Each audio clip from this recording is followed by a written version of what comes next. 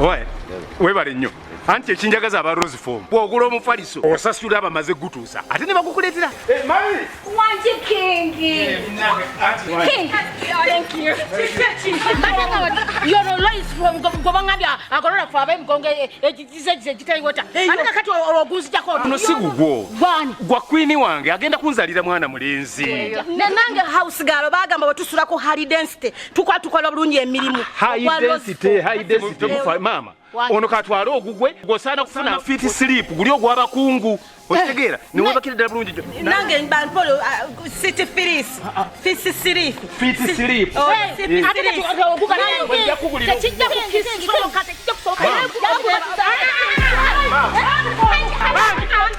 mpuliriza mama kuno mufaliso ndese kwa queen wange kunzalira mwana mulenzi wamahani twala yo mufaliso goli wa fit sleep goli wa deluxe. For inquiries, visit our depots or contact us on +256 200 907 181 or email us at roykimsil@gmail.com or visit our website info@roykimsindustries.com. Rose Form, home of high quality mattresses.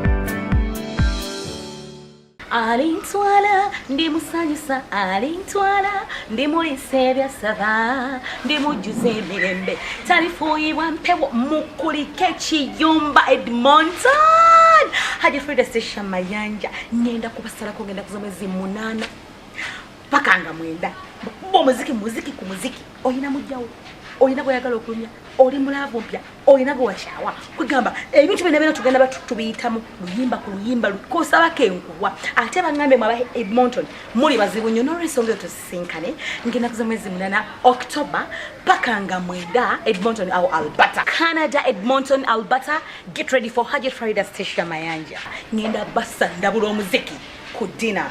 Assalamu alaikum wa rahmatullahi wa barakatuh. Nze Kasim Sali, chairman wa Uganda Culture and Diaspora, Erom Testes wa Uganda Kwekof. Tuwetegeeza nti mulundi guno tugenda kubeerayo mu Edmonton, Canada, okuvanga 8 paka nga 9. That's our Independence Day. Nze naawe tujja kubeera nga tutegesa omwoleso Business Forum eno ebeerawo buli mwaka. Tusiwa abantu ab'enjawulo abogezi kuli Lord Mayor n'abalala banamwolekerako.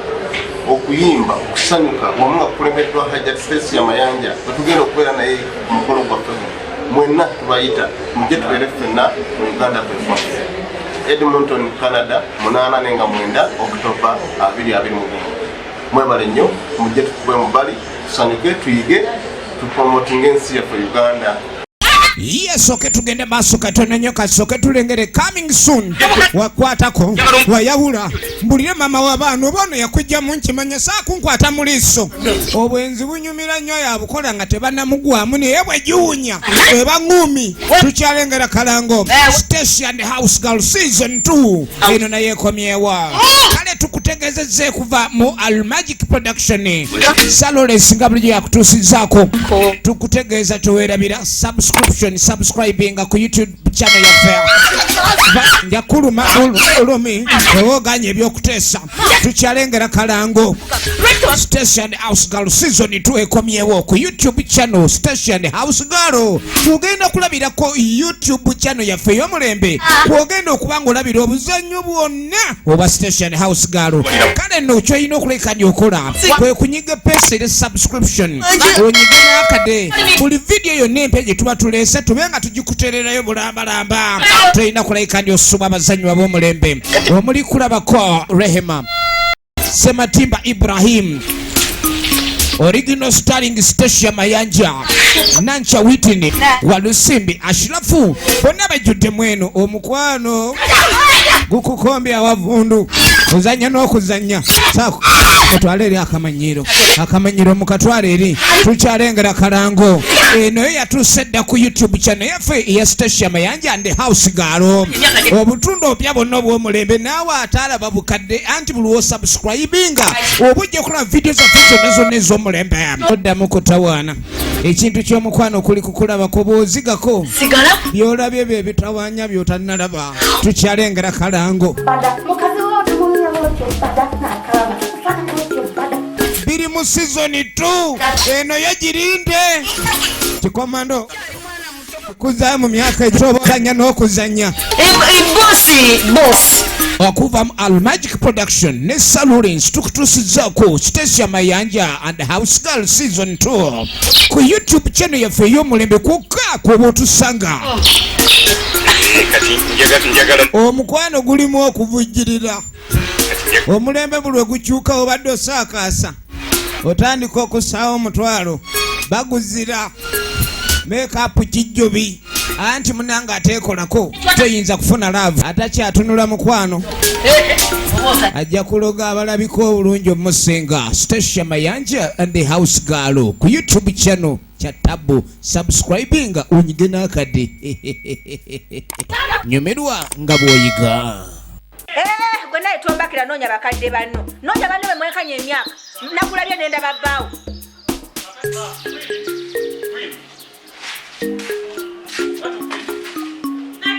Ate nga bw'oyingidde moto sibira ddala n'ebibyombo ebyo omulumye ddala lumwogende kuba kira kiti okyakolamu owaali bwe mba njogedde buli mugende mu bisibo ebyombi ndowooza muleka mwagala genda mulina. Ate kakati gwe nnyini muwano oyagala otandise kuwamba nze anti mune tayagala ngambe ku mukazi we ate olinawo olina okukoma ekyo wandikindekedde kuba nange nabadde nakirabye edda era mbadde ngenda kimugamba ati katukole ekyo ate musika luno luwonzi kakati guno omumwa enkoko bwe yatuuka ng'egamba bali nti guno muliro gwokya ng'egira kwoke ng'egira egamba etya nkoke kakati nabali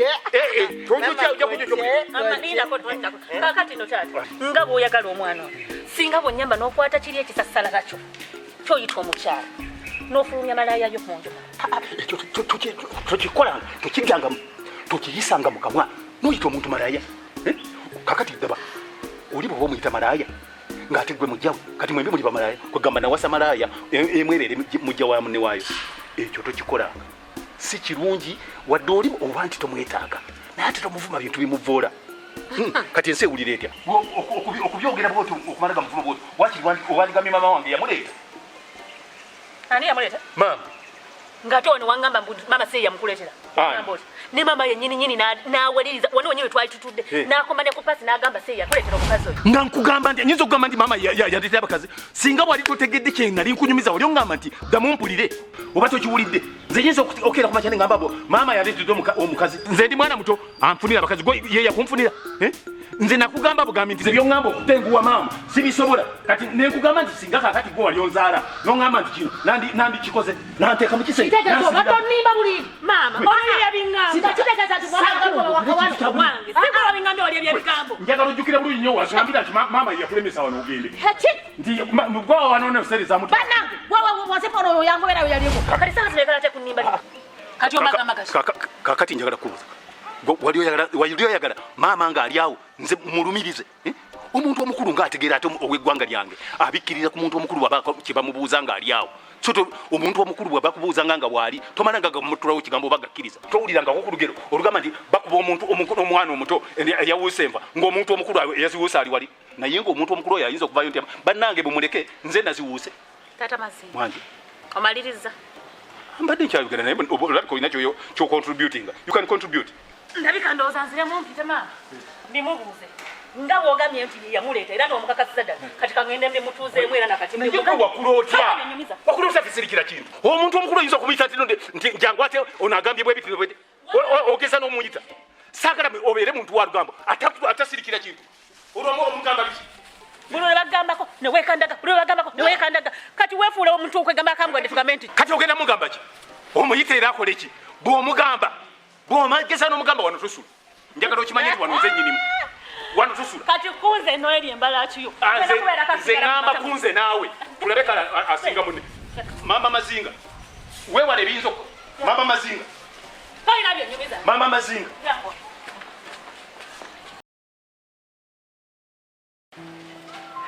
dada yagambye nze ndi nkoko lima gira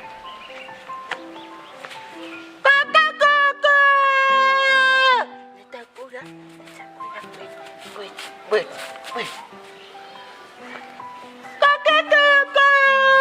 Atakuya niyo.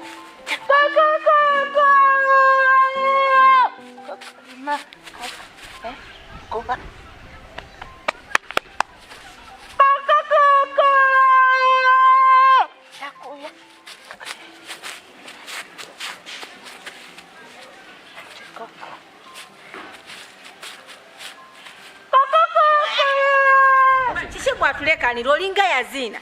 Nje tata gambe koko. Yogera byentegeera? Koko lima. Koko lima. Nje koko lima nga ankoko. Olaba ankoko amumwa. Chin. Koko. Ate waya boja. Gwe. Jakukuboli. Njakutuga gusenge. Gwe. Olola bye enkoko ya yero. Obusiru obutategeera. Olola bye enkoko ya yero. Tambula ngo vawa wano vawo.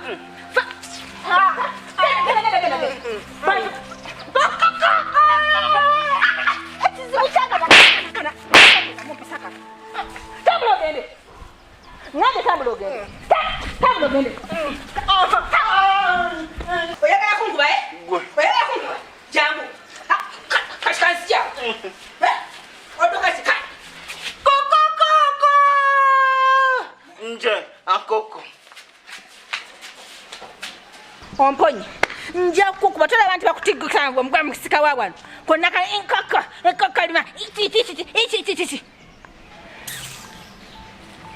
tuwere n'ebizibu ebirala tunoonye ssente tubeere na kano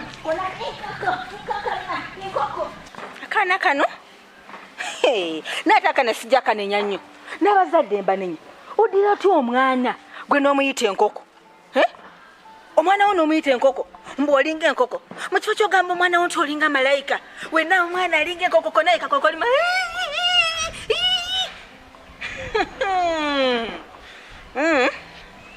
okay kati nno kana akaana keetaaga kayiyiza magezi saba omwami muyise nandaga nti ali ku musika era wobaako nekyo ŋŋamba kyogere ng'omusika maliriza okuŋŋamba byaŋŋamba kati omusika kyekizibu mu maka muno oli omukazi takyalina maanyi kati kano bwe buzibu naye nkoze ntya sikati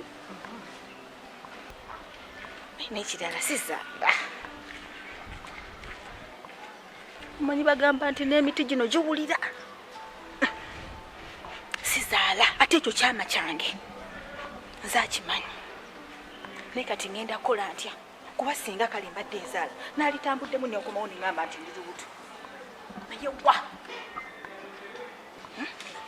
ate bwenaakatta bajja kumanya nti yenze kubeera ekyo kyeraga nze asinga obutakaagala ate nabo bakimanyi oba singa nakikweka nenkisirikira nepretendinga nga akaagala naye byagaana lwita tomanyi ku pretendinga kati amazima gali nti eno si saawa yakwekubagiza saawa zino nkoze ntya akantu kano kave mu bulamu bw'abantu bano kubanga akantu kano singa nkajjawo wano tewajja kuddamu kubeeramu bintu bya kutitiiba omusika at least ffenna tukafiirwe nkafiirwe nabo bakafiirwe yenze nkafiirwe nyinza okafiirwe lyessanyu lyange akaana kanfuukidde ekizibu ate mwatunze singa nali musi lwakuba siri musi naye ako singa nali musi nenkatta bwepa akakaana banaye nyinza okaaba amaziga amangi ku ntaana nkaaba nsinga ne maama waako naye nga nkaaba ngamba wowe nkuwonye naye kale ye musika wuuyo kati musava alinga enkoko nze Rita sigooka ffenna tulina okafiirwa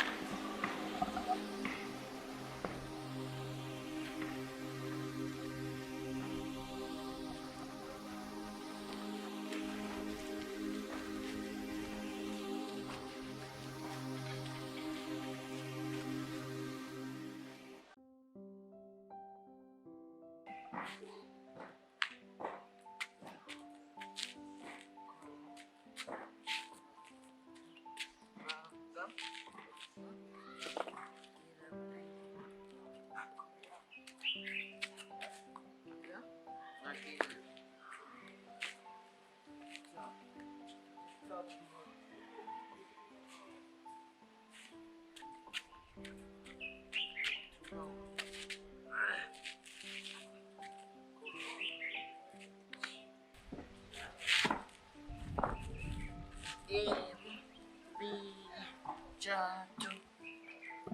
Kaga. Satu.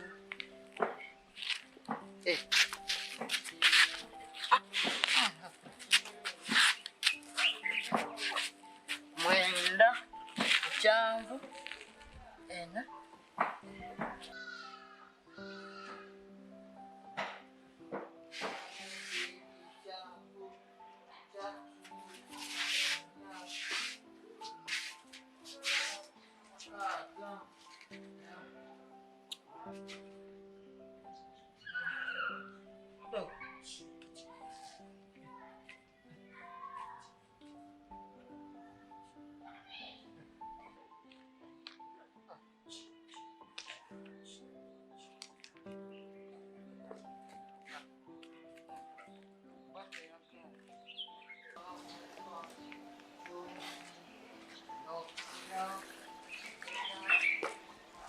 Ko. Mazinga. Mazinga. Gati. Gati. Ante gati. Yagala gati. Pako Gati gati. woman. Pako gati. Pako gati. Mazinga nakuba bintu byokuwira. Ngenda kuwa kwati. Andabayo. Buno butono. Obusigadde obutono. Mazinga bina bikugana. Katikwata.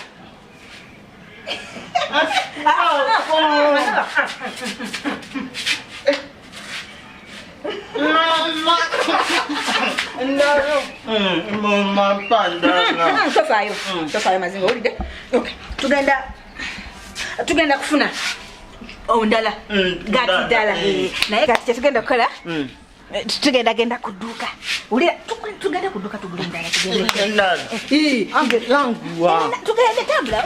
Wagende. Kande sente tugende. Angwapo. Mazinga tugende. Angwapo.